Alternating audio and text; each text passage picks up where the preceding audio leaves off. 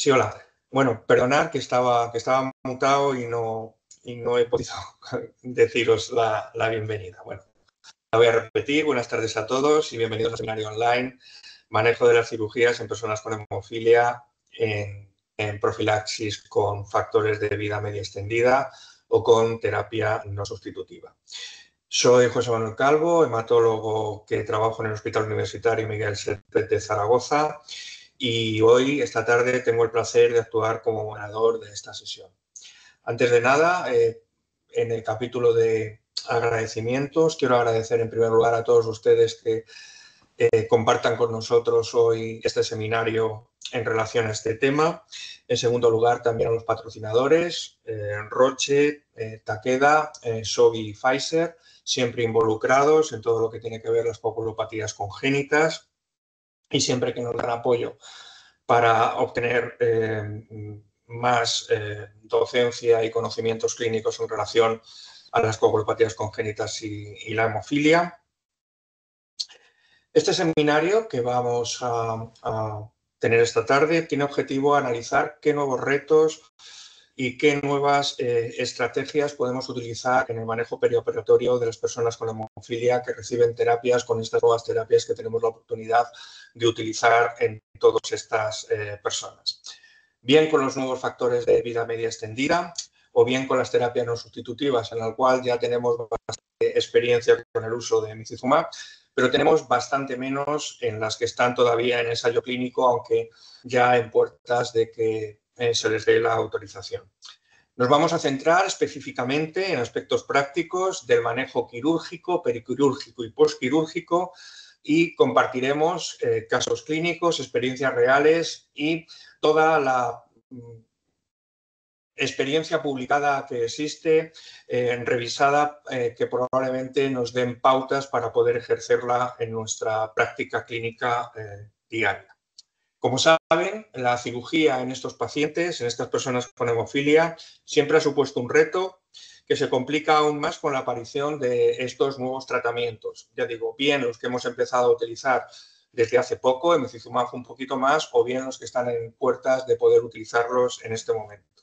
Siempre se nos pueden plantear muchos problemas a la hora de adaptarnos al tratamiento periquirúrgico de los pacientes, con cómo adaptamos los tratamientos clásicos que tenemos a esta nueva realidad de estos nuevos agentes, tanto de terapia sustitutiva como de terapia no sustitutiva.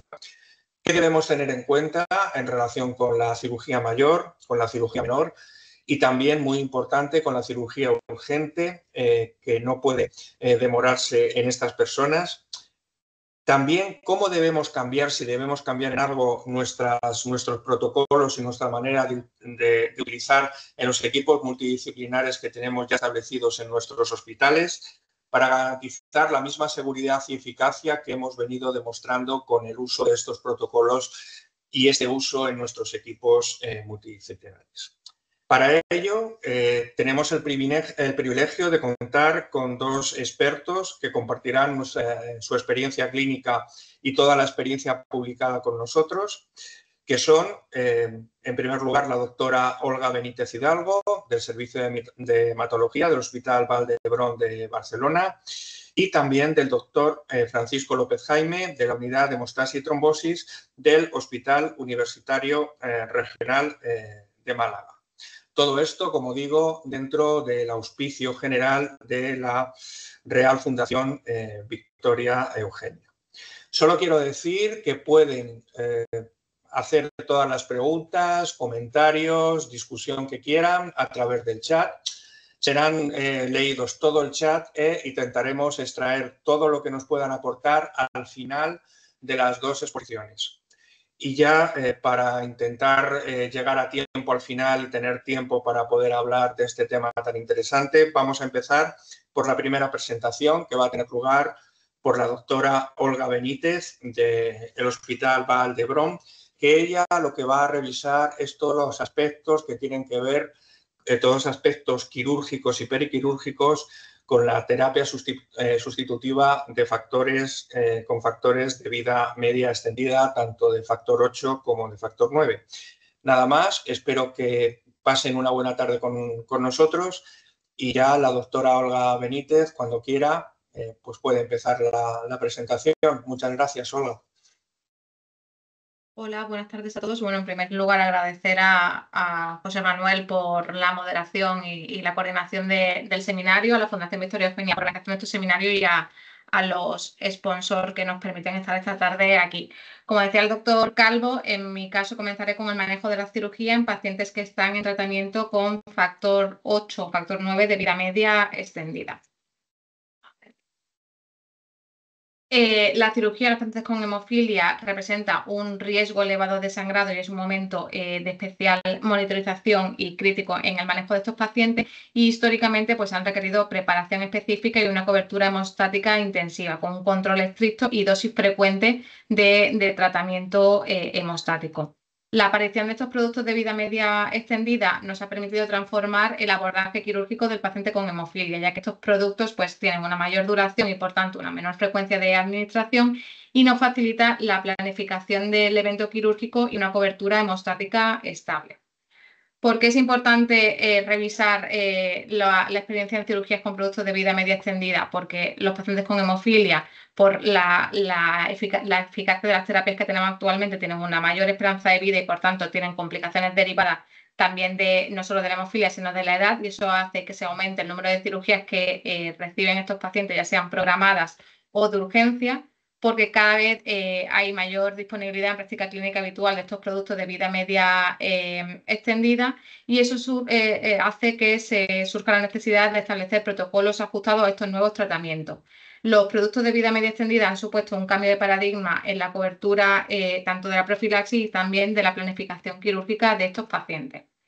El objetivo de mi presentación pues, es comprender el rol de estos productos, tanto de factor 8 o de factor 9 de vida media extendida en el contexto quirúrgico, conocer sus ventajas frente a los productos convencionales, analizar esas estrategias de manejo perioperatorio con cada uno de los productos derivados de la evidencia clínica y revisar las recomendaciones prácticas y la evidencia clínica que tenemos con el uso de estos productos en el contexto perioperatorio.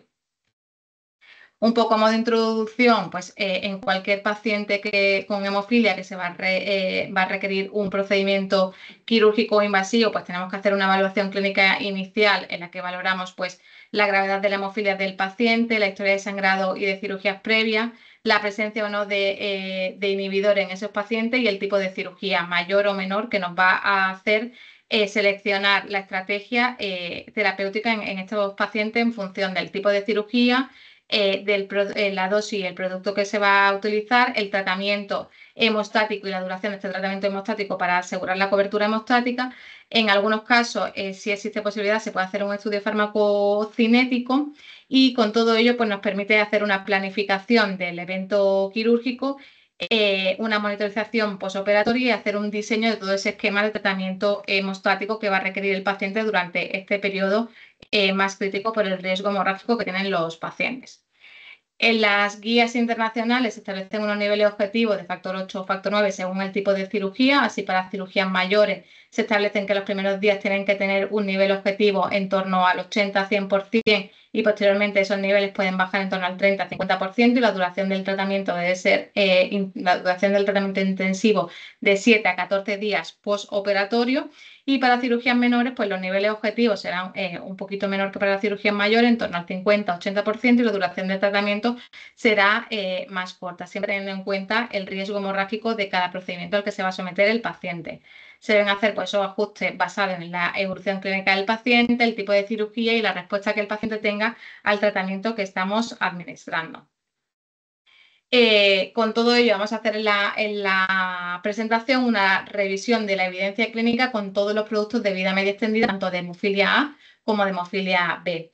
Y con ello empezaremos con la evidencia que he publicada con Lonoctocog alfa, con Afstila, que hay publicados datos de los estudios pivotales del estudio Affinity en el que se describen 32 cirugías que, como veis en la tabla, son cirugías de múltiples tipos. La mayoría son cirugías ortopédicas, pero hay cirugía de apendicectomía, cirugías urológicas o cirugías también menores, como pueden ser cirugías dentales. se establece que la eficacia hemostática del producto fue calificada como excelente en 28 de las 32 cirugías y el resto fueron calificadas por el equipo investigador como una buena eficacia hemostática de este concentrado de factor 8. En cuanto a las dosis que se requirieron, la dosis precirugía mediana fue de 71 unidades por kilo. En el posoperatorio, el consumo total mediano fue de 495 unidades por kilo y es importante reseñar que durante el periodo intraoperatorio ningún paciente requirió nueva dosis de concentrador de factor 8 con Afsila, a pesar de la pérdida sanguínea que se describió como la esperable para el tipo de procedimiento al que se sometía el paciente.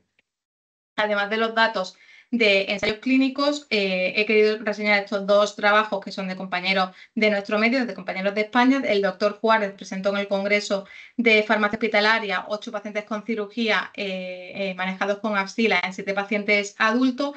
Se describe pues, la cohorte de pacientes, la eficacia hemostática, seguridad, los consumos perioperatorios y se establece que Afsila en este contexto, en estos pacientes, fue una excelente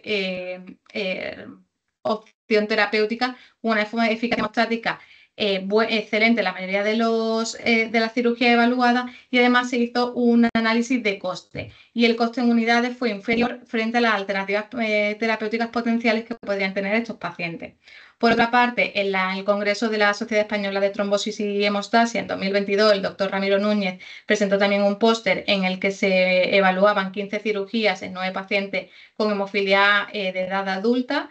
Se describen pues, por paciente el tipo de cirugía al que se someten, la dosis pre e intraquirúrgica, el consumo total de factor, el número de tratamientos hemostáticos después de la cirugía y la eficacia hemostática y el coste de todas esas cirugías también en comparación con otros productos de factor 8 de vida media extendida y con factor 8 plasmático.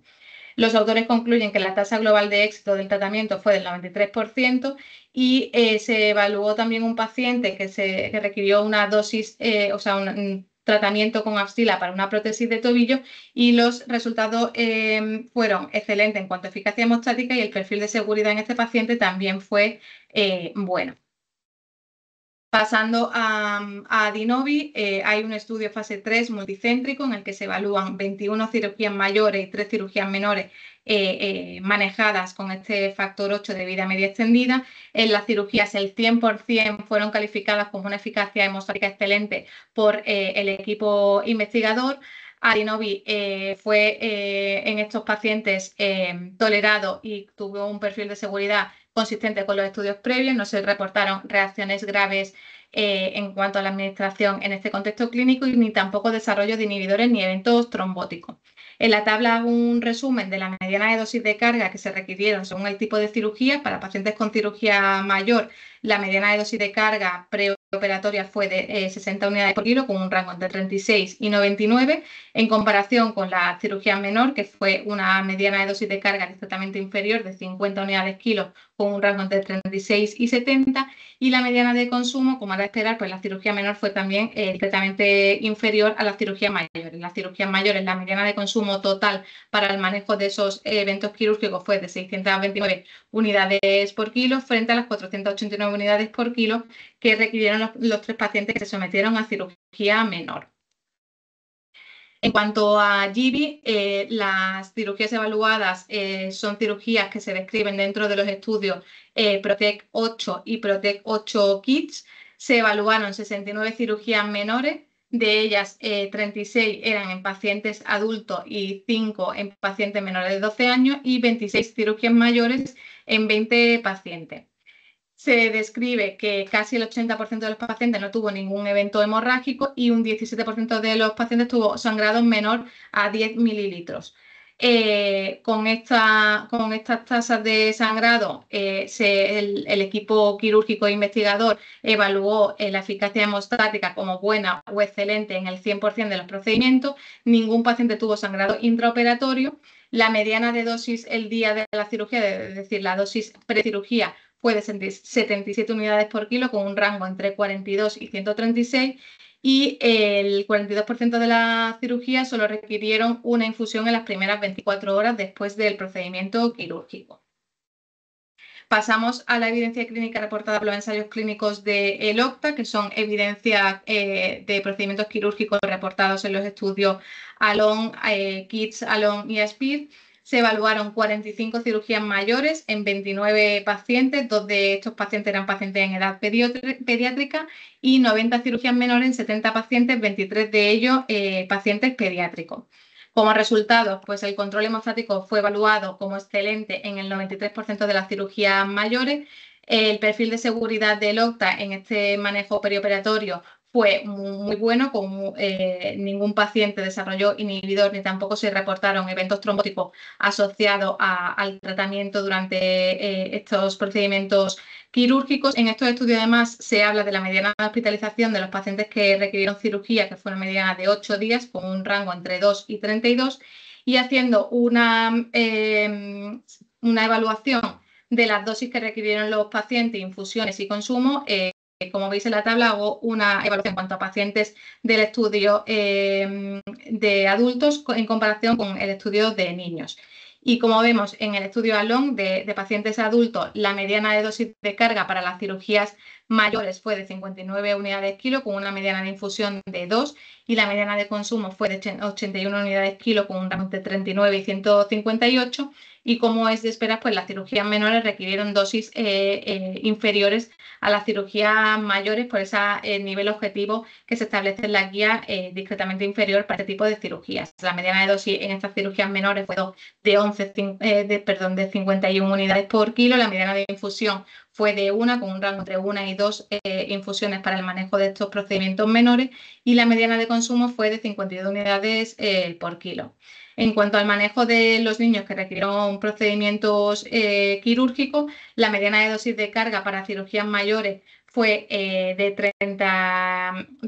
38, en cirugías menores fue de 63 con un rango de 30 y 108. El número de infusiones fue de 1, la mediana, con un rango de 1, como podéis ver, en cirugías menores fue un poquito mayor, de 2, con un rango entre 1 y 3, y la mediana de consumo fue de unas 88 unidades por kilo en cirugías menores.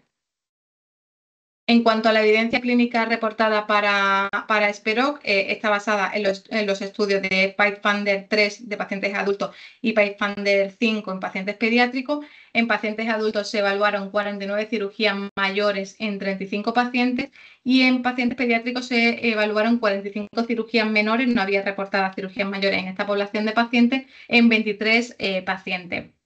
En las cirugías menores tenemos menos datos o no había datos en el paper sobre los consumos, pero sí que se reportó que los pacientes tuvieron una buena cobertura hemostática sin requerir dosis fuera de las que estaban planeadas inicialmente a la cirugía.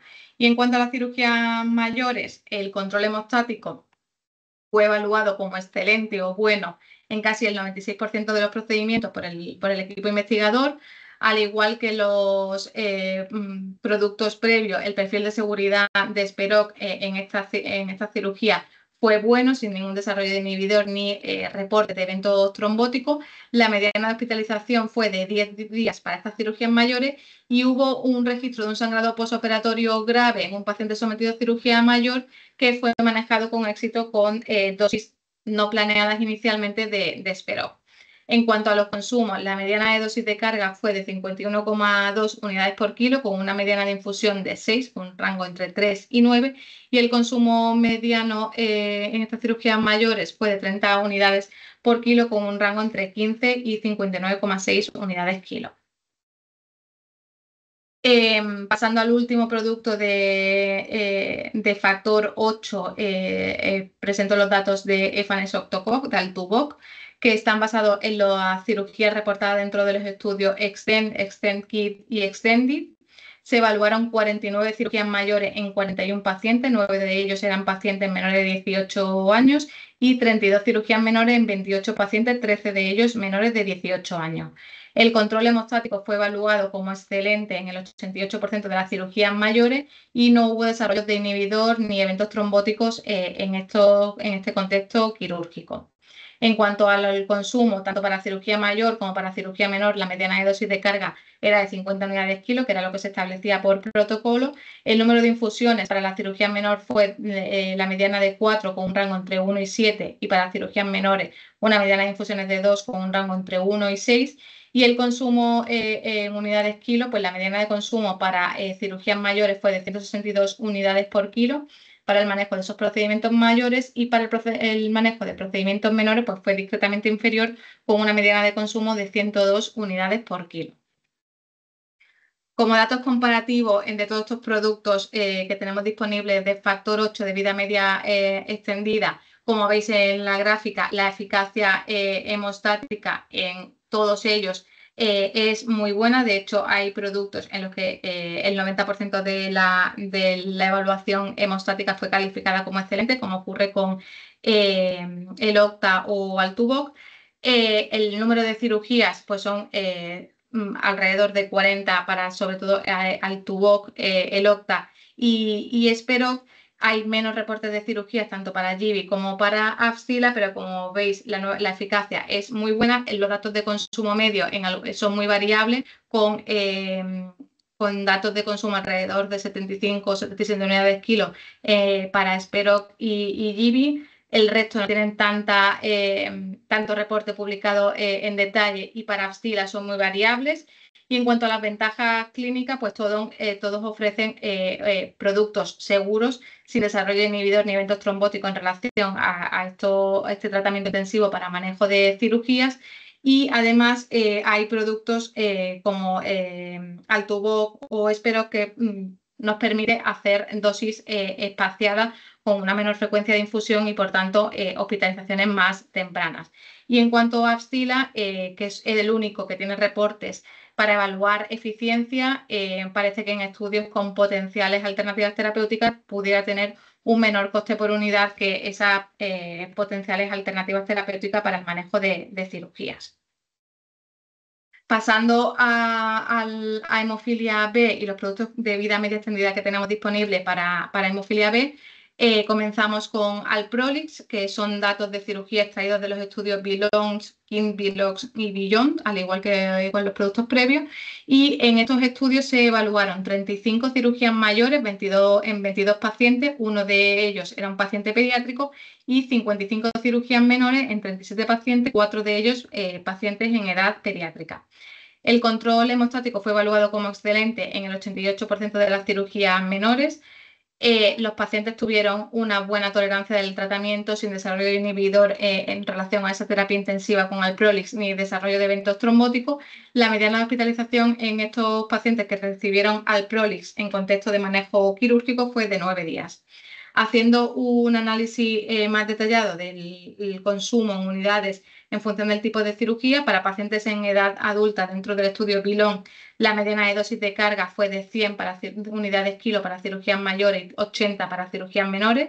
La mediana de infusión fue de 2 para cirugías mayores con un rango entre 1 y 4, y para cirugías menores una mediana de infusión de 1 con un rango entre 1 y 3. Y la mediana de consumo total para el manejo quirúrgico de estos pacientes adultos fue para cirugías mayores de 144 unidades por kilo frente a 84 unidades kilo para pacientes que fueron sometidos a cirugías menores.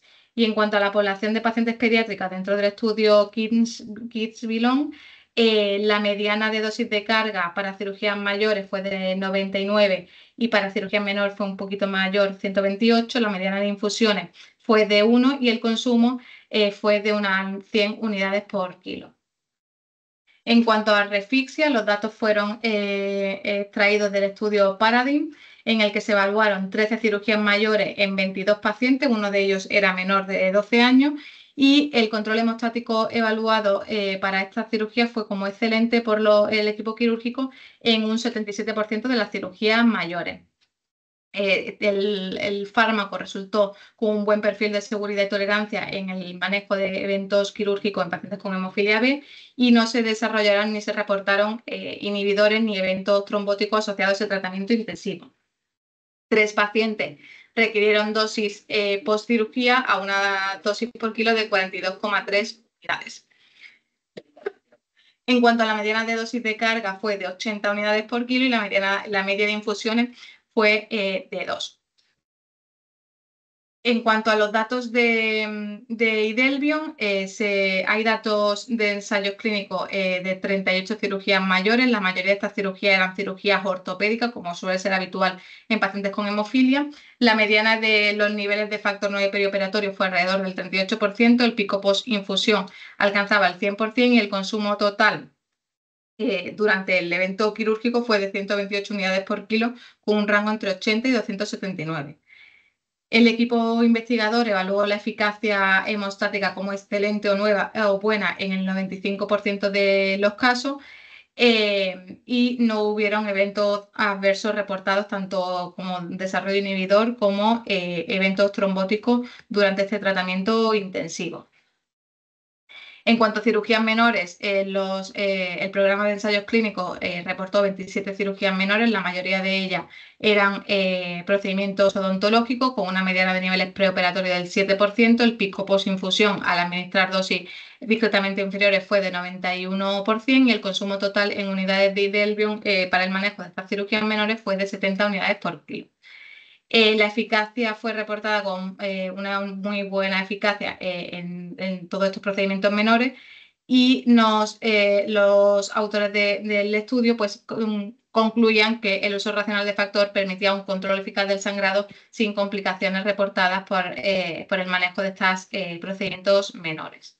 Hay también evidencia clínica en práctica real sobre Idelvion. Esto es un póster que se publicó en el Congreso Europeo de este año de Milán en febrero.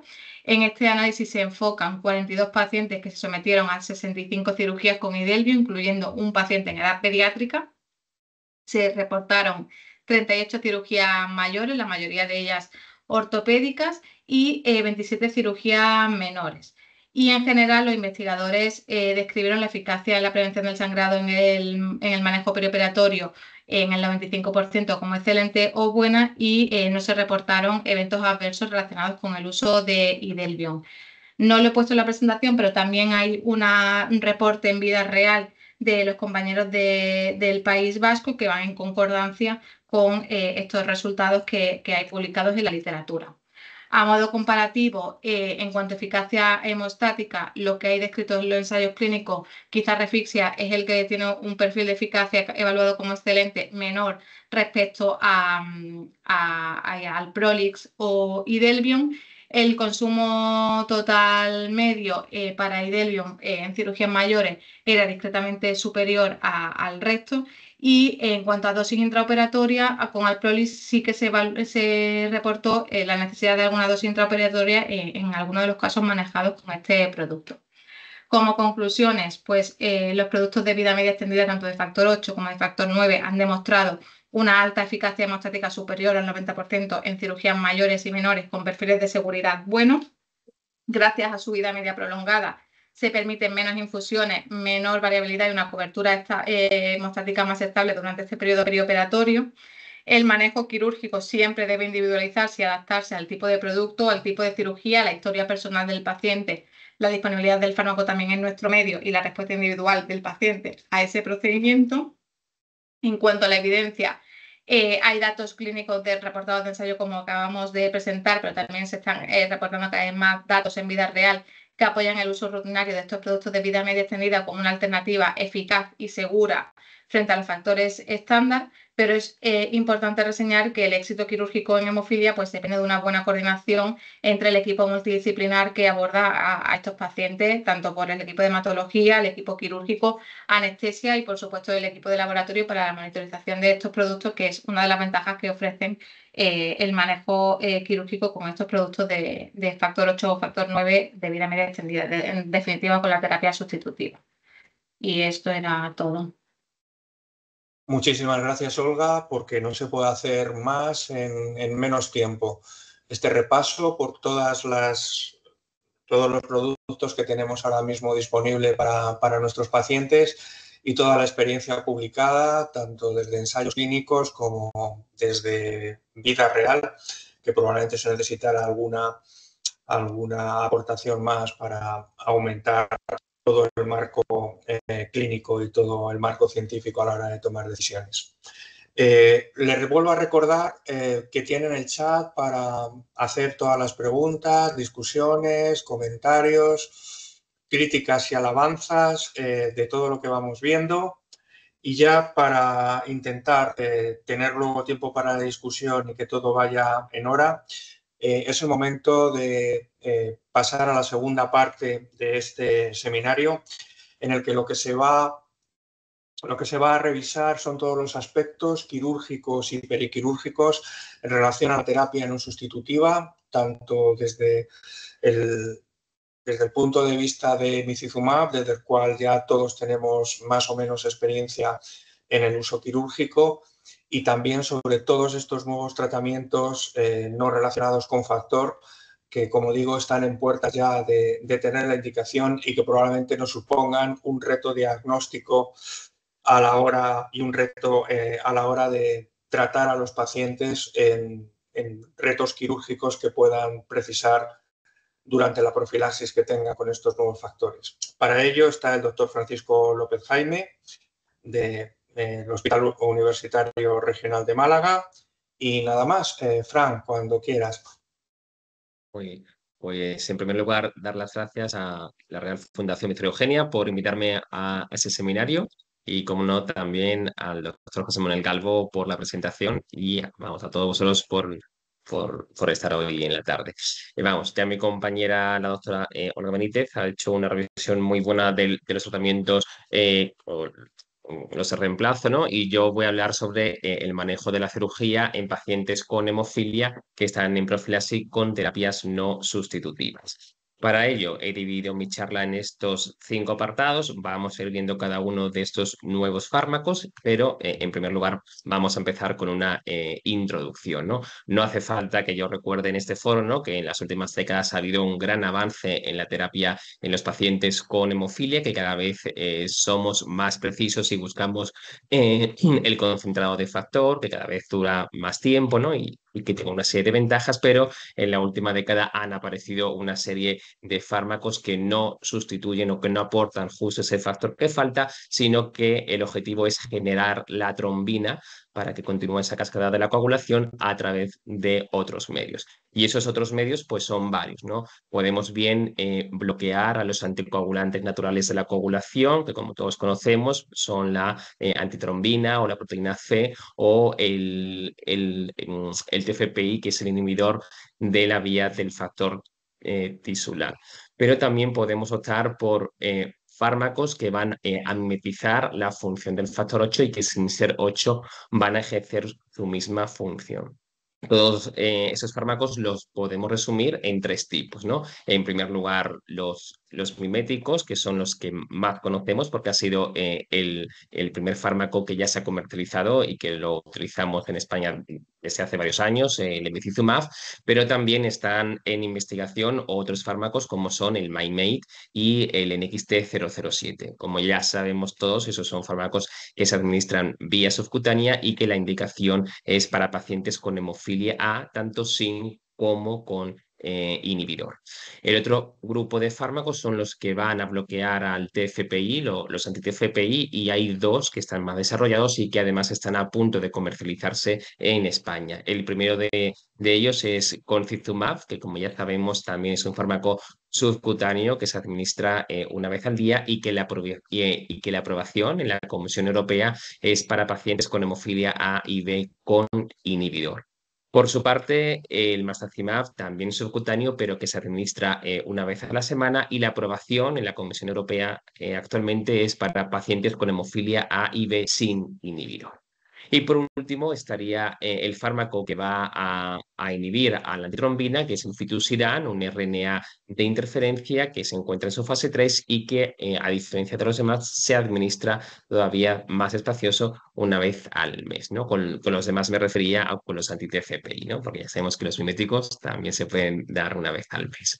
Pues bien, ¿cuáles son las diferencias, ¿no?, entre la terapia clásica de reemplazo de factor, que ya lo hemos visto en la charla anterior, con este tipo de terapia que llamamos como de no reemplazo o no sustitutiva? Pues en primer lugar, las de reemplazo ya lo sabemos todos que se administran vía intravenosa y que su farmacocinética es particular porque vemos cómo se generan unos niveles picos al poco tiempo de su administración y que poco a poco se van eliminando. Y además su vida media es más corta que los nuevos y esto hace que se administre de una forma más frecuente, por lo general a muy grandes rasgos. Y sin embargo, la terapia de no reemplazo pues tiene una serie de diferencias. La primera y más llamativa es su administración vía subcutánea y también en su farmacocinética. En este caso no hay esos dientes de sierra con sus picos y sus valles, sino que permanece más estable a lo largo del tiempo y permanece unos niveles mantenidos del fármaco. Eso tiene una serie de ventajas en el día a día, pero sí que no conseguimos la normalización de la hemostasia en ningún caso. Se ha hecho varios intentos para ver en qué nivel o cuál es la equivalencia con el factor 8, con esa hemostasia que se consigue con estos fármacos. Hay varios métodos, no, hoy lo voy a decir todo muy general y muy global, esto tiene sus particularidades, pero para que nos quedemos un poco con la idea básica es que todos ellos tienen una equivalencia de mantener la hemostasia como si tuviéramos un factor 8 mantenido entre el 10 y el 20%. En los dibujos de la parte izquierda de la diapositiva vemos los diferentes tipos de estudios que se han hecho para ver esa equivalencia con el factor 8 y en todos ellos, bueno, vemos que está en torno a ese 20%, que esto, como ya he dicho, para la profilaxis habitual es un nivel que es muy adecuado, pero si el paciente se va a someter a una cirugía no es lo suficiente, que como ya ha dicho la doctora Benítez, es necesario llegar hasta un 80-100%, con lo que en los pacientes que están con ese tipo de profilaxis habrá que añadir otro fármaco hemostático para conseguir que el paciente no tenga ningún sangrado. Y todo ello, además, con el riesgo de trombosis, porque en los ensayos clínicos ha habido varios pacientes que han presentado o bien eventos tromboembólicos o microangiopatía trombótica cuando se ha asociado con diferentes agentes bypass o dosis altas de concentrados de factor, con lo que el tratamiento debe ser cuidadoso e individualizado. Pues bien, tras esta introducción vamos a empezar con cada uno de los fármacos y vamos a ver cuál es la experiencia en las cirugías. Empezamos con los fármacos miméticos y de ellos los que tenemos más experiencia y los datos que están publicados es el emicizumab. Empezamos con una experiencia en los ensayos y aquí os expongo de una forma muy resumida las cirugías que hubo desde el JAVEN 1 al 4, en total 233, de las cuales la mayoría fueron intervenciones menores, un total de 215 y el resto, 18, fueron intervenciones mayores. Empezamos por las menores y de ellas la mayoría, el 65%, no se administró un factor de coagulación previo a la intervención y así también la mayoría, el 86% de los casos, no presentó ninguna hemorragia posterior. De las 20 hemorragias que sí que se produjeron, solo 13 precisaron un tratamiento.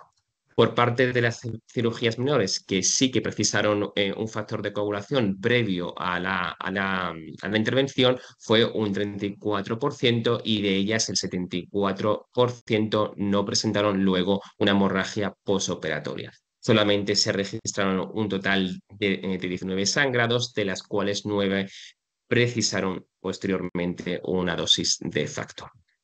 Pasamos ahora a las cirugías mayores, que son las que más miedo nos dan. En el ensayo se registraron un total de 18, de las cuales 15 sí que se administró una dosis previa de factor y de ellas solamente una tuvo un sangrado en el postoperatorio y las otras 3 no precisaron dosis de factor previa y en ellas ninguna tuvo una hemorragia en el postoperatorio.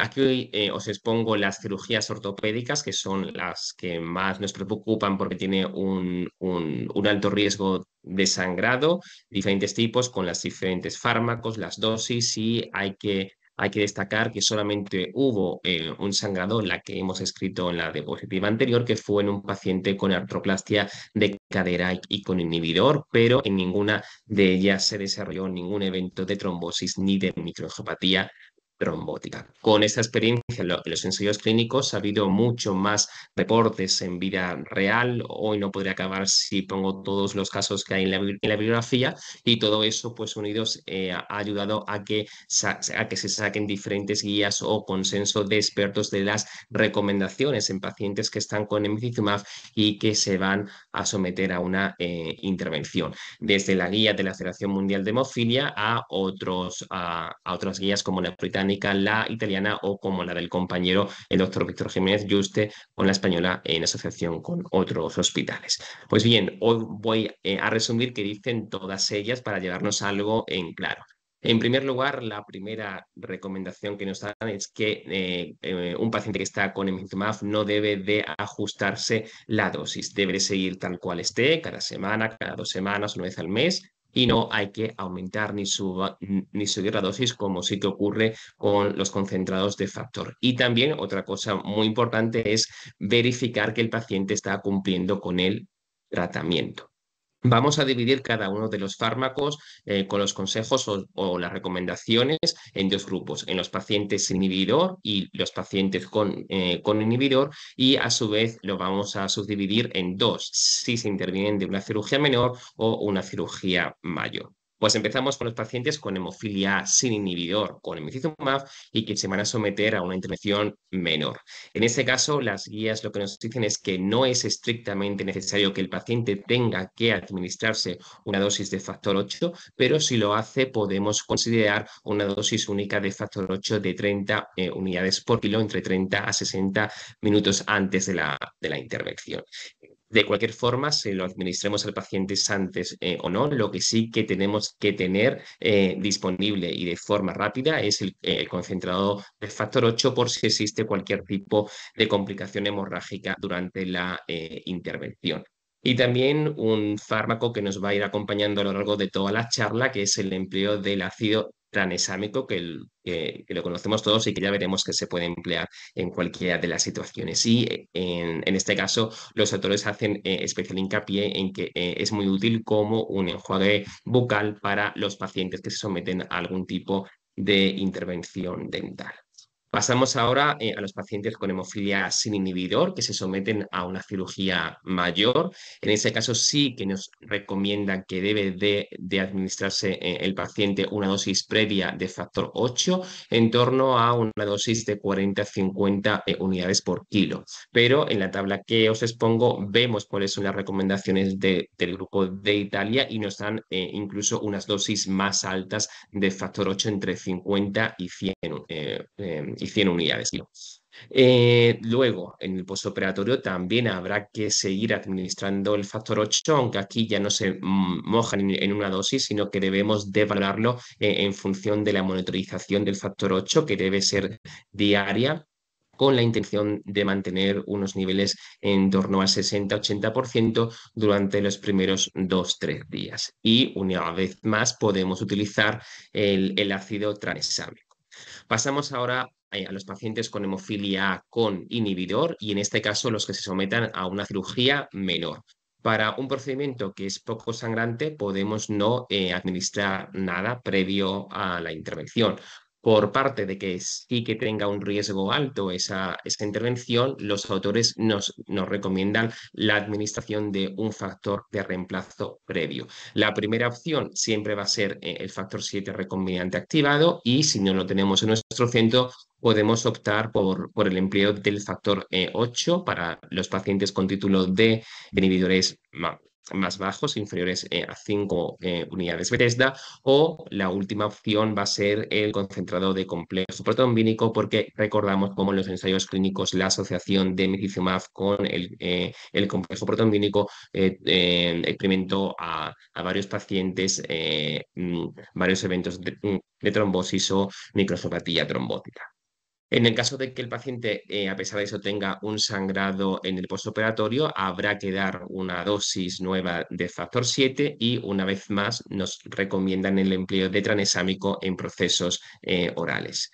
Y hay que recordar que la vida media del emicizumab es muy larga y recomiendan todas estas recomendaciones, valga la redundancia, durante 6 meses después de haber suspendido el fármaco. Pasamos ahora a los pacientes que se someten a una cirugía mayor, que igual es la más compleja.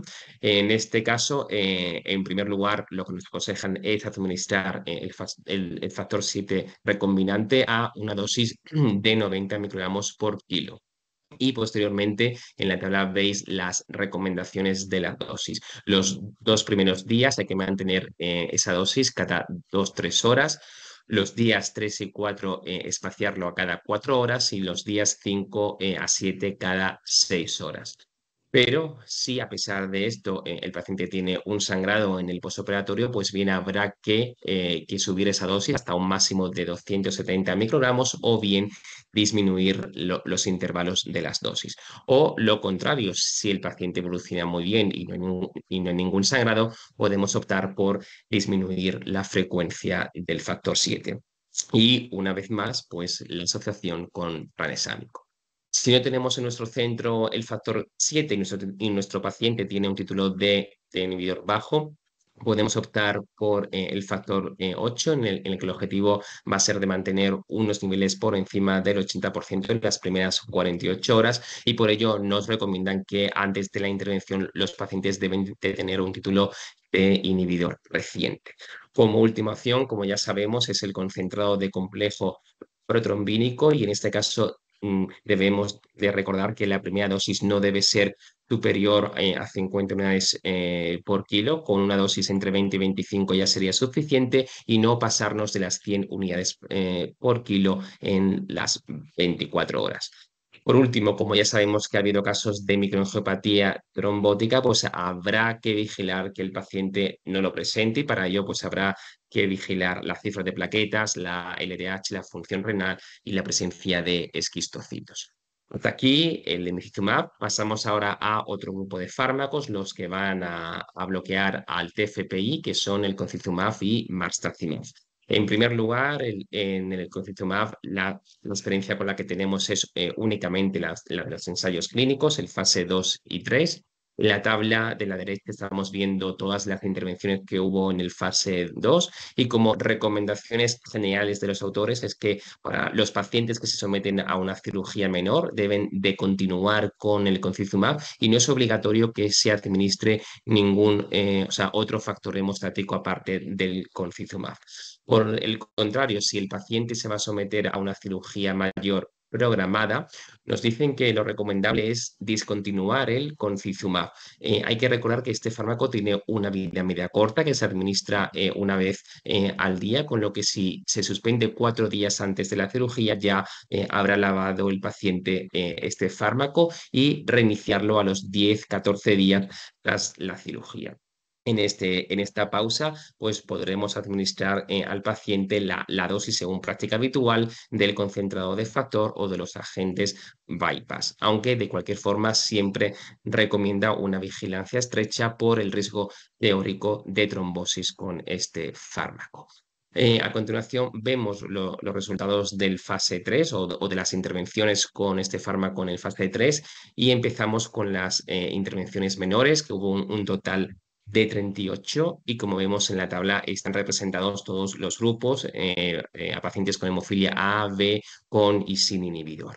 La mayoría de ellos fueron procedimientos odontológicos en un 63% y la mayoría no presentó ningún sangrado en el 61% de los casos. El otro 39% pues sí que presentó un sangrado, la mayoría leves o moderados y solamente uno fue grave y únicamente el 21% de los pacientes requirió tratamiento con factores.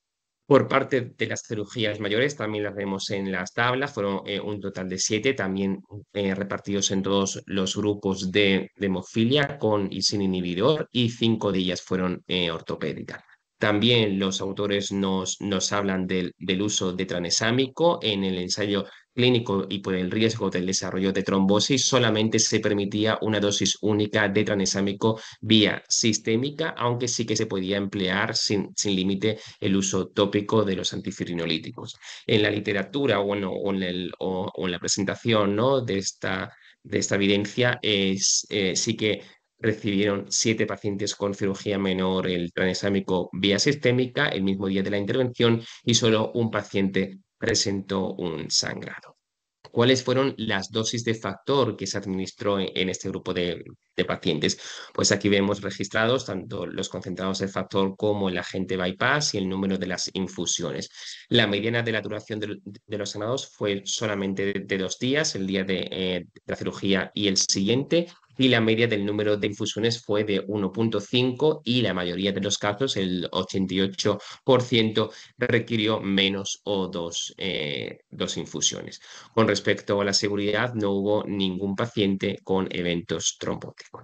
Pasamos, perdón, antes pues sí que he querido poner esta tabla resumen, ¿no?, de lo que hay que hacer en un paciente que esté en profilaxis con concizumab. En los pacientes sin inhibidor que se someten a una cirugía menor, hay que continuar con el concizumab y podemos valorar no añadir ningún concentrado de factor. Por parte de los pacientes que se someten a una intervención mayor, ahí hay que, lo recomendable es discontinuar el fármaco 4 días antes y añadir los concentrados de factor a dosis no muy alta, entre 25 y 40 unidades por kilo. Con respecto a los pacientes con inhibidor que se someten a una cirugía menor, hay que continuar también con el concizumab y valorar, aunque no es obligatorio, el uso de factor 7. Y si es una intervención mayor, habrá que discontinuar el concizumab y aquí sí que hay que administrar el factor 7 a dosis estándar. Por parte del marstacimab, el otro anti-TFPI, la experiencia también es en ensayos clínicos, en su fase 3, en la fase principal y en la fase de extensión o ensayo OLE. Vemos en la tabla todas las cirugías, fueron un total de 21 menores y 4 mayores, y las recomendaciones de los autores es que en las cirugías menores se continúe con marstacimab sin necesidad de añadir otro factor, es muy similar a concizumab, y en las mayores pues igual, hay que descontinuarlo, pero aquí con un tiempo mayor, entre 6 y 12 días, y en ese tiempo pues emplear un tratamiento de reemplazo. Aquí vemos en esta diapositiva, en la tabla de la derecha, todas las cirugías menores en los ensayos clínicos, y vemos que la mayoría de ellas sí que recibieron una terapia de reemplazo en 17 de 21 cirugías. En ellas se continuó con el marstacimab, como os lo he recomendado, e incluso en 3 pacientes le coincidió con el mismo día de la intervención. Vamos, aquí a modo hubo algunos pacientes que se pusieron el fármaco previo y otros solamente a demanda. En estos últimos, la duración de tratamiento con factor fue algo más amplio, entre 1 a 10 días. Por parte de las cirugías mayores, en este caso sí que se suspendió el marstacimab. Hubo un total de 4 intervenciones, 2 en la fase fase ATP o la principal del ensayo. En este caso se discontinuó el marstacimab 10 días antes de la intervención y se reinició al día 6 y se empleó terapia de reemplazo con factor 8. En el estudio de extensión hubo otras 2 cirugías, estas fueron ortopédicas. En el primer caso se descontinuó el marstacimab 11 días antes de la cirugía y en el momento del corte de datos aún no se había reiniciado, y la segunda, que es la que vemos todos los detalles en la tabla, se discontinuó 8 días previos y se reinició 16 días más tarde y se administró, como vemos en la imagen, dosis de factor 8. Con respecto a la seguridad, ningún tipo de trombosis ni de anafilaxia. Aquí vemos el resumen con marstacimab. En los pacientes con cirugía menor, continuar con marstacimab, y en la mayor hay que discontinuar y cambiar por concentrados de factor 8 o 9. Ya vamos en último lugar con la antitrombina o con el que inhibe la antitrombina, el fitusiran. En ese caso también tenemos únicamente la experiencia de los ensayos clínicos. La primera de las recomendaciones es que no es necesario la reversión de los niveles de la antitrombina. Hay que recordar que ese es un fármaco con una vida media muy larga, con lo que no es lógico suspender el fármaco, aunque ha habido 7 cirugías en las que se ha empleado el concentrado de la antitrombina para revertir el efecto del fitusiran. Y en este caso, como tenemos la ventaja de que podemos monitorizar la antitrombina, lo podemos hacer para guiarnos con el tratamiento. Aquí están recogidas las cirugías que se han empleado, fueron un total de 60 y de ellas 24 en pacientes con inhibidor.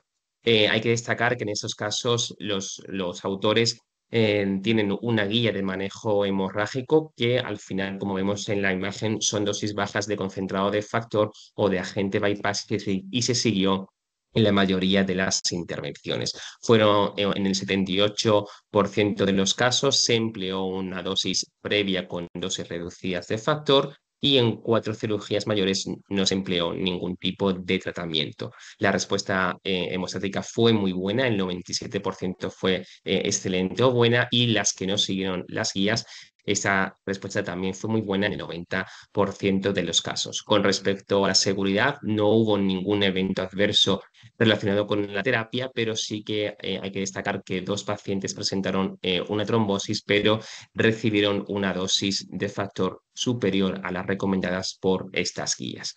Aquí están las recomendaciones que o este resumen, que como vamos mal de tiempo y luego os lo voy a dejar, vamos a terminar con las conclusiones. En primer lugar, decir que con la terapia no sustitutiva en la hemofilia ya tenemos experiencia en el manejo perioperatorio. En nemicimab es la única en la que tenemos en vida real, pero en todas ellas en ensayos clínicos y por lo general con buena eficacia y seguridad. Por lo general es necesario la terapia coadyuvante porque con ella sola no se normaliza la hemostasia y habrá que evitar el uso a dosis altas de concentrados de complejo protrombínico. Es necesario que se individualice en función de si el paciente tiene o no un inhibidor, del tipo de la cirugía y del riesgo de trombosis. Y las recomendaciones muy generales, pero por lo menos para ponerlo en la conclusión, es que en pacientes en cirugía menor no es necesario que se administre un factor previo a la intervención y podemos validar únicamente el tranexámico vía tópica. Y en el caso de la cirugía mayor, habrá que discontinuar si el paciente está con conci o con marstacimab. Si no tiene un inhibidor, le vamos a dar el concentrado de factor correspondiente y con inhibidor la mejor opción es el factor 7 recombinante. Con los datos de seguridad no ha habido ninguno en esos casos, pero siempre habrá que vigilar si tiene el paciente algún evento de trombosis, de microangiopatía o desarrollo de inhibidor. Con esto, muchas gracias. Y pasamos a las preguntas, si queréis. Muchas gracias, Fran, por la excelente revisión, tanto de todo el cuerpo que hay sobre nemicimab, sobre todos los resultados que se han liberado de los ensayos clínicos de las nuevas terapias no sustitutivas. Yo creo que tenemos 5 minutos y tenemos 2 preguntas de la doctora Nieves Alonso, que voy a ser el portavoz y la voy a... La primera va a ser para la doctora Olga Benítez. Pregunta a la doctora Nieves Alonso si tiene experiencia en vida real de alguna cirugía ortopédica mayor en paciente mayor frágil con EHL. ¿Alguna recomendación específica? Bueno, experiencia sí que tenemos con los productos de vida extendida en esta población de pacientes, sobre todo, bueno, que ya lo hacemos, yo creo que lo venimos haciendo todo en todos los pacientes, pero en los pacientes mayores con mayor riesgo trombótico, mayor comorbilidad, en relación a esa terapia intensiva y una cirugía ortopédica mayor que aumenta el riesgo trombótico mayor, más yo creo que pues individualizar mucho qué pacientes requieren tomoprofilaxis farmacológica con heparina, aunque de forma general solemos usar tromboprofilaxis mecánica, pero individualizar muy bien el riesgo trombótico asociado para evitar complicaciones asociadas. Y en esos pacientes que tienen un mayor riesgo trombótico, nosotros ponemos enoxaparina siempre que la cobertura hemostática sea suficiente, que con estos productos, como habéis visto, sí que lo es, durante el menor tiempo posible y a la dosis mínima posible. Y luego, pues, intentar la movilización precoz y sobre todo el manejo multidisciplinar, teniendo en cuenta, pues, en estos pacientes el mayor riesgo de sangrado con la fisioterapia, si se inicia en etapas muy tempranas, pues poder coordinar muy bien cuándo comenzar y con qué fisioterapia con el equipo rehabilitador. Muy bien, gracias, Olga. Y tenemos una pregunta también para el doctor Fran López, también de la doctora Nieves Alonso. dice, en pacientes con un anti-TFPI en el que pueda surgir una cirugía mayor de urgencia sin que pueda suspenderse el fármaco con antelación, ¿qué recomendaciones darías? Sí, vamos, esa es una de las preguntas que nos hacemos, ¿no? Porque es verdad que en los ensayos clínicos no ha habido hasta ahora ningún caso de cirugía urgente, ¿no? Todas han sido, vamos, programadas, ¿no? Entonces, bueno, en este caso, pues evidentemente no se puede discontinuar el concizumab y yo lo que daría es dar dosis algo más bajas de factor, ¿no? Yo también con el concizumab en el protocolo vienen dosis de manejo de las hemorragias, se puede optar por ese tipo de, o por esas dosis, que son muy parecidas a las que hemos visto que establece el fitusiano. O sea, yo creo que eso, dar dosis bajas, el factor 8 en torno a 20-30, similar en el caso del 9 un poco más, ¿no? Y del factor 7, ¿no? En el caso de que tenga un inhibidor de 90 microgramos por kilo, ¿no? Pero sí, en esos casos son difíciles. Lo ideal igual sería también la monitorización, hacerlo en centros con un test global, ¿no? Como el ROTE. Pero claro, hasta que no haya ningún caso y no haya experiencia en vida real, todo lo que digamos son suposiciones, ¿no? Habrá que esperar. Claro, yo creo que en ese caso también, no sé qué opina, que el problema probablemente es la monitorización del fármaco y la monitorización de qué hemostasa está haciendo el fármaco. Y además, Nieves Alonso, no sé qué opinan, mete los dos anti-TFPI que van a salir en el mismo caso y por lo menos por la forma de administración no sé qué piensan, los dos. El concizumab, que es de administración diaria, no tiene nada que ver, o por lo menos yo creo que en cirugía urgente, con la administración semanal de mastacimab. Probablemente yo creo que hay que trabajar mucho en monitorización a la hora de enfrentarnos a cirugía. No sé qué piensan. Yo, ¿no? O Nieves. Vamos, yo creo que sí, o sea, que uno de las necesidades no cubiertas ahora mismo en hemofilia es la monitorización, ¿no? Es importante porque todos los fármacos nuevos tienen una serie de particularidades y más en esos casos, ¿no? De la cirugía, que cuando muchas veces actuamos a ciegas, ¿no? En función por el consejo de los expertos, ¿no? O por lo que hacemos cada uno por nuestra experiencia, pero sin algo muy objetivo y de estar 100% seguro, ¿no? O sea que es una cosa que hay que trabajar y que yo creo que sería muy, muy bien que nos juntemos en España un grupo para ese tipo de fármacos, ¿no? Y de situaciones. Pero como además, como decía José Manuel, como además concizumab y mastacimab, y que tú ya lo has dicho súper bien en tu presentación, tienen distinta vida media, pues al final el manejo no va a ser igual con uno que con otro. O sea, suspender inmediatamente la dosis de concizumab que es diaria, pues es las dosis posteriores, pero claro, mastacimab con esa mayor vida media, pues supone mayor reto quizás. Ujú, tal cual, sí. Yo quiero preguntaros desde el punto de vista práctico, ¿no? Que nos pueda servir, o yo lo veo así. A la hora bueno, ya han venido los HL, ya los hemos utilizado, probablemente ahora estamos en un ultra tratamiento sustitutivo. ¿Cómo adaptamos? ¿Tenéis en los centros, o recomendáis en los centros que tengamos protocolos periquirúrgicos adaptados a cada producto a la hora de hacerlo? ¿Cómo podemos hacer esto? ¿Esto supondrá una carga inasumible a determinados tipos de hospitales que a lo mejor no pueden tener pues una complejidad tan grande a la hora de enfrentarse a un proceso quirúrgico? ¿Cómo lo enfrentáis en los hospitales? ¿Hay protocolos separados? ¿La utilización es de una manera general y luego lo separáis por producto? Hablo de terapia sustitutiva y el resto de HLs.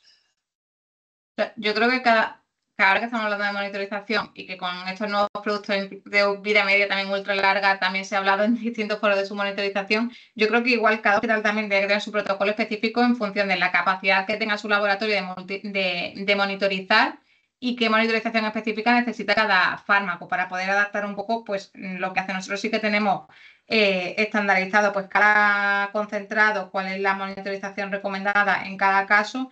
Luego, el manejo de periquirúrgico, un poco pues, en la estandarización global una vez nos avisan desde la gestora de casos de anestesia, coordinar con quirófano, pues a poner el tratamiento, todo eso es estandarizado para todos los productos, pero sí que tenemos un protocolo específico de con qué producto es el mejor reactivo para monitorizarlo, para tenerlo en cuenta de cara a la cirugía y poder hacer un tratamiento seguro. Y yo creo que cada hospital igual debe elegir pues, el factor atendiendo también a esa capacidad que tiene su laboratorio.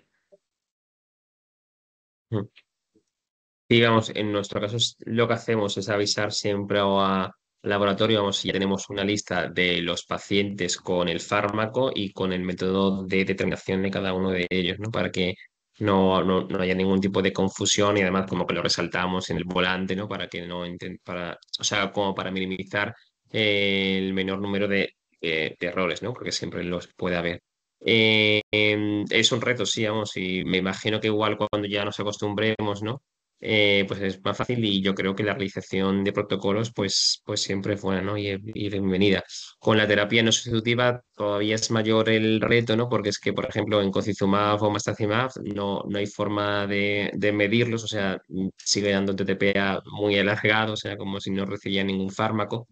Bueno, con el Mastacimab pues todo lo contrario, ¿no? O sea, con lo que al final hay que saber muy bien qué analítica estás viendo, de qué paciente y con qué fármaco está, ¿no? Porque los pacientes en tratamiento con un anticuerpo tienen unos resultados muy diferentes. Y ahora os quiero preguntar dos cosas. Bueno, es la misma cosa para los dos y a ver qué pensáis. ¿Realmente habéis visto diferencias relevantes en lo que tiene que ver con el resultado quirúrgico de los pacientes a la hora de establecerlos contigo, Olga, con los EHL y contigo, Fran, o podemos intercambiarnos con emicizumab? O sea, ¿pensáis que el resultado quirúrgico con todos estos nuevos fármacos que tenemos ahora, ya veremos con los que vienen, han mejorado el resultado quirúrgico de los pacientes, tanto en cirugía menor o cirugía mayor? ¿Qué os parece? O sea, si hablamos de los productos de 8 de vida media extendida, como la vida media tampoco se alargaba tanto, pues igual en cuanto a eficacia respecto a los previos, pues todos eran seguros y eficaces, requerían más o menos infusiones, y los de vida media extendida de 8, pues el número de infusiones tampoco variaba tanto respecto a los productos anteriores, pero sí que con los de 9 y ahora con Altuvo, que vida media súper extendida, sí que nos permite al final menos infusiones post cirugía, igual hospitalizaciones menos largas en pacientes que no saben, o sea, no están adiestrados para la autoinfusión, pues eso le permite menos visita hospitalaria durante el postoperatorio y eso también supone una mejora. Pero en cuanto a eficacia, como habéis visto de los resultados de todos los estudios clínicos, al final todos son eficaces para el manejo perioperatorio porque son fármacos muy seguros y muy eficaces en cualquier tipo de situaciones, tanto sangrados, profilaxis como manejo perioperatorio. Yo también creo igual, vamos, y por añadir algo, creo que justo el manejo perioperatorio, al final estos nuevos fármacos o los no sustitutivos, lo único que pueden mejorar es en la cirugía menor que nos lo facilita, ¿no? Porque es verdad que si se le pone solamente su profilaxis con la terapia no sustitutiva, pues te puedes ahorrar ahí dosis de factor, ¿no? Pero para las mayores, al final hemos visto que lo que vamos a hacer es administrar lo que le corresponda, factor 8, factor 9, factor 7. Al final ahí no cambia mucho, ¿no? Lo que va a cambiar es los nuevos factores, como bien ha dicho Olga, ¿no? Con el Altuviiio, o sea, cuanto mayor es la vida media, nos lo facilita a nosotros. Pero creo que justo la terapia no sustitutiva en cirugía mayor no aporta demasiado, o sea, no nos ayuda, ¿no? Hasta incluso nos complica por el riesgo de que haga alguna trombosis, ¿no? O cualquier otro tipo de complicación. Hola, y yo la verdad es que estoy encantado con el seminario, pero me parece que tenemos que cerrar ya por el tema de hora. Agradeceros muchísimo, de verdad, las dos exposiciones, todo el debate final. Siento no tener más tiempo, probablemente culpa mía, por no haberlo distribuido de una manera más correcta. Bueno, ya solo despedir. Hemos llegado al final de este seminario sobre el manejo de las cirugías, sobre el nuevo reto de afrontar cirugías en personas con hemofilia tratadas con estos nuevos EHL y con las nuevas terapias no sustitutivas que probablemente nos planteen nuevos retos. Hemos podido compartir experiencias clínicas muy valiosas, debatir sobre determinados aspectos puntuales en relación a la atención periquirúrgica. Quiero agradecer muy sinceramente a los doctores Olga Benítez y el doctor Francisco López Jaime por todas estas aportaciones y por sus presentaciones tan claras, prácticas, rigurosas, y creo que nos pueden servir para cuando nos vayamos todos a nuestros hospitales y tengamos que enfrentarnos, aunque todos sabemos que es un reto quirúrgico de las personas con hemofilia. También quiero agradecer sobre todo a los asistentes por haber compartido con nosotros un poquito más de una hora en esta reunión, y también por el interés que tenemos todos de ir mejorando nuestra atención a estas personas con hemofilia a las que atendemos y a las que estamos muy próximas a ellas por su condición de enfermedad crónica. Esperamos que esta sesión, sobre todo lo espero yo, sobre todo que haya sido útil y que cuando vuelvan a sus hospitales y a sus departamentos les pueda servir a la hora de poder mejorar algunas cosas que siempre podemos dentro de nuestros servicios, ¿no? Y a ver si entre todos, colaborando y aprendiendo como auspicio de la Real Fundación Victoria Eugenia, propone con estos seminarios. Para cualquier duda, sugerencia, pues estoy a su disposición. También está la Real Fundación Victoria Eugenia y los ponentes. Y nada más, volver a agradecer a los laboratorios Sobi, Roche, Takeda y Pfizer por hacer que hayamos podido estar reunidos esta tarde, y creo que ya es solamente convocarles para el día 17 de septiembre cuando será la próxima reunión de la Real Fundación Victoria Eugenia. Muchísimas gracias a todos. La verdad es que ha sido un placer junto con mis compañeros compartir con ustedes esta tarde, y como somos una comunidad pequeña, hasta la próxima. Muchas gracias y buena tarde para todos. Muchas gracias por todo. Gracias, buenas tardes.